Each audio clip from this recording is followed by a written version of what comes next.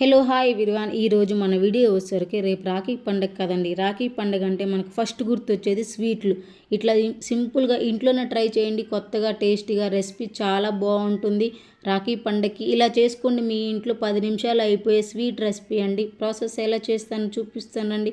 ముందుగా ఒక మిక్సీ గిన్నె తీసుకొని 1 కప్పు పుట్నాలు, 1 కప్పు అటుకులు, 2-3 యాలకులు వేసుకొని, యాలకులు వేస్తే ఫ్లేవర్ చాలా బాగుంటుందండి. యాలకులు వేసిన తర్వాత మంచిగా మిక్సీ పట్టుకోవాలి మెత్తగా. అది పక్కన పెట్టేసుకొని అదే మిక్సీ గిన్నెలో 1 కప్పు షుగర్ వేసుకొని మిక్సీ పట్టుకోవాలండి.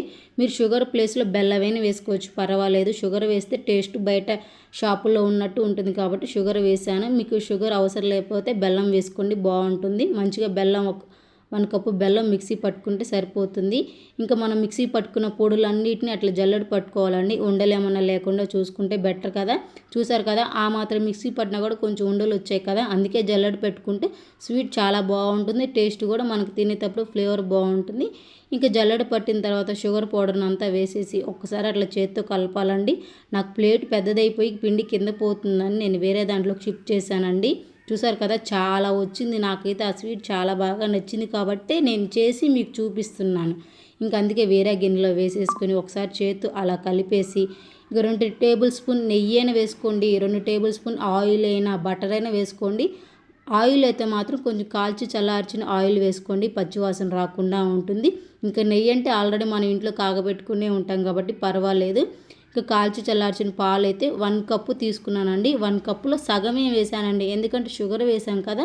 మనం చాలా జాగ్రత్తగా పిండి కలుపుకోవాలండి. మెయిన్ ఇక్కడ మనం కలుపుకునే దాంట్లోనే ఉంటుందండి పిండి. కొంచెం కొంచెం పాలు వేసుకుంటేనే మనకు తెలుస్తుంది, పిండి ఊకునే దగ్గర అవుతుంది.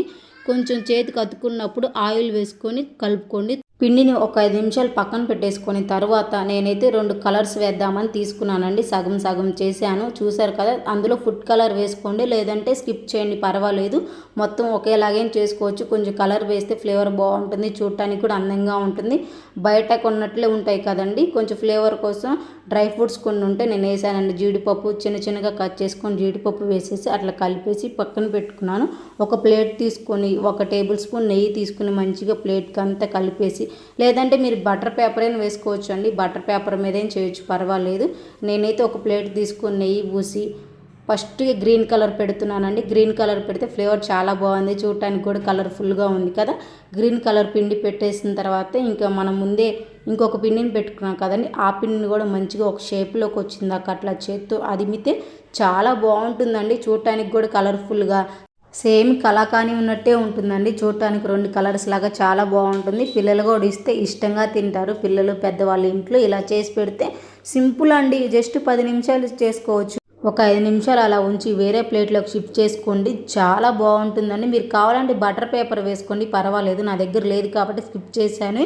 ఇంకా చూసారు కదా ఎంత బాగుందో, అప్పటికే స్మెల్ భలే వస్తుందండి. ఇంకా పైన మీరు జీడిపప్పు ఏవైనా డ్రై ఫ్రూట్స్ ఉంటే పెట్టుకోవచ్చు. నా దగ్గర అయితే జీడిపప్పు ఉంటే అవి ముందే వేయించి పెట్టాను కాబట్టి నెయ్యిలో అట్లా పైన పెట్టేశానండి. ఒక 5 నిమిషాలు అట్లా ఉంచేసి మీకు కావాల్సిన షేప్లో కట్ చేసుకోవచ్చు. చాలా బాగుంటుందండి స్వీటు, తప్పకుండా ట్రై చేయండి. ఇంట్లో పెద్దవాళ్ళు కానీ పిల్లలు కానీ చాలా ఇష్టంగా తింటారు. బయట కొన్ని పని లేకుండా రాఖీ పండుగ రోజు మనం ఇంట్లోనే ఇలా చేసుకోవచ్చు అండి. ఒకటి తినే కాడ 2 తింటారండి ఖచ్చితంగా. మీరు కూడా ఒకసారి ఇలా ట్రై చేయండి. రాఖీ పండుగ రోజు ఏమైనా స్వీట్లు బయట తెచ్చుకోవాలనుకుంటే ఇంట్లోనే ఇలా ట్రై చేయండి, చాలా బాగుంటుంది. ఇంట్లో వాళ్ళు అందరూ కూడా తింటారు, పిల్లలు కానీ పెద్దవాళ్ళు కానీ ఇష్టంగా తింటారు. సూపర్ అంటే సూపర్ టేస్ట్ ఉంటుందండి.